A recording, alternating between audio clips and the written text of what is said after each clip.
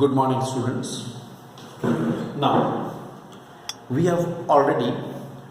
were discussing the chapter on work, power and energy. For your information, I just tell you our last topic which we have discussed, that was the potential energy due to the configuration. Due to the position we have already discussed. After that, due to the configuration, that also we have discussed. Right, that was the potential energy in compressing a spring and all. We have discussed those things. Now today we proceed. Our today's discussion is a very important discussion, conservative forces. Okay, very important topic, it is conservative forces. Right, for discussion of the conservative forces, let us first see these three figures. And let us try to understand these figures. There is a level A and there is a level B in all the three figures. The height between these two levels is h. Suppose a mass m is placed on the level A. Follow it. It is placed at the level A. Its weight mg is acting downward direction. What we do, we take this mass from the level A to level B. I am moving this mass from the level A to level B just against the gravity, just against its weight. Then what will happen? You know that the work done should be mgh, but definitely it will be a negative work. All of you are familiar with this. Negative work will be done. Minus mgh. That work is done on the body. The body is coming here. This much will be the work done. No problem. It's very clear. Second figure. If we move this body of same mass and weight along this inclined path, along this inclined plane, obviously we are not considering any friction. It's an inclined plane whose angle of inclination is theta. Right, this height is h. Then what will happen? Then definitely you can say its weight will be resolved into these components. This will be theta, and I hope all of you are agreed that this is mg sine theta. Mg sine theta will be acting down the inclined plane.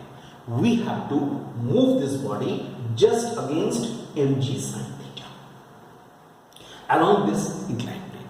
Then how much will be the weight, this work done? That should be mg sine theta just against its weight. इतना तो कम से कम apply करना ही पड़ेगा. mg sine theta into L. What is L? L is the length of this inclined plane. L is the length of this inclined plane. Look at this. यही तो work done होगा. हम इसके जस्ट अगेंस्ट ले जाएंगे तो कम से कम इतना अमाउंट देंगे. We shall move it. How much it will be? It will be mg sin theta will be h by L into L.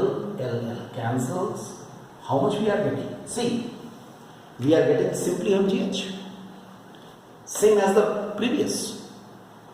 Same as the first case. Fine. Now you come to the last case, the third case. Here what happens? Its mg will be acting downward. It is moved along a staircase. In a staircase what happens? There's a vertical displacement, horizontal. Vertical displacement, horizontal displacement. Vertical displacement, and so on. What will happen? For these vertical displacements, work will be done, but for the horizontal displacements, no work will be done. Only for the vertical displacements, the work will be done. Not for the horizontal displacements, because you know, we have seen zero work is done, because its weight is acting downward always, and if the displacement is horizontal, means 90-degree angle, so there will be no work done. Right, that means only for the vertical displacements the work will be done. If we add all this work done, then in this case also the total work done should be mgh, because we have to take mg into this displacement plus this displacement plus this. Only the vertical displacements will be taken and ultimately we are getting mgh. So basically what we have seen that if a body is moved from level A to level B against the gravitational force, right, then the work done is not depending upon the nature of the path followed. The work done is not depending upon the nature of the path followed, but it depends upon the initial and final positions. क्या मतलब? चाहे हम straight जाएं, चाहे हम incline plane के अनुसार जाएं, चाहे हम स्टेयर पे जाएं, सभी में वर्क डन सेम रहता है. ये किस पर डिपेंड करता है? एच पर डिपेंड करता है, दोनों लेवल के बीच का डिस्टेंस पर, हाइट पर. Okay, so you can write, hence conservative force is the force due to which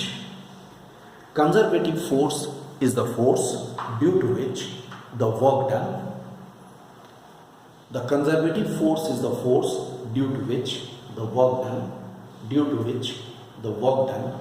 does not depend upon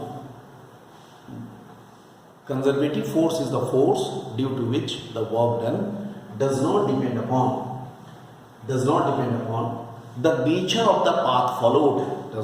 upon the nature of the path followed, but it depends upon the initial and final positions of the body, right? It is the force due to which the work done is not depending upon the nature of the path followed, but it depends upon the initial and final positions of the body. Such a force is known as the conservative force. Very good example of the conservative force, gravitational force. Gravitational force is a very good example of conservative force. Gravitational force, electrostatic force, etc. Gravitational force, electrostatic force, etc. These are the very good examples of conservative force. So, if I ask you, what are the important, characteristics of the conservative force? तो तुम बोलोगे क्या क्या conservative force का characteristics है, सुनो. तो तुम बोलोगे number 1, it is the force due to which the work done does not depend upon the nature of the path followed. ठीक है. Second point, due to this force the work done depends upon the initial and final positions of the body. And number 3, the net work done due to conservative force in a round trip is 0. Follow me. Net work done due to a conservative force in a round trip is 0. What is the meaning of round trip? W A to B plus W B to A. ये हुआ work done in A round trip, A से B, B से A, A से B, B से A. क्या होगा? जब A से B ले गए तो negative work plus B to A जब नीचे आया पॉजिटिव वर्क, दोनों मिलके इक्वल टू 0. ये कंजर्वेटिव फोर्स का एक और इंपॉर्टेंट कैरेक्टरिस्टिक है. Alright, this is. And what is the example, what are the examples of the non conservative force? Non conservative force का एग्जांपल क्या क्या है? First, frictional force. Second, nuclear force. These are the examples of the non-conservative force. So mind this, these are the conservative and non-conservative forces, and conservative force is very important.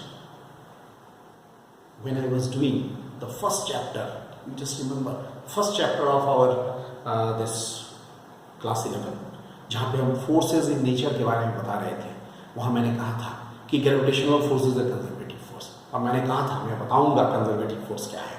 This is the conservative force. Alright.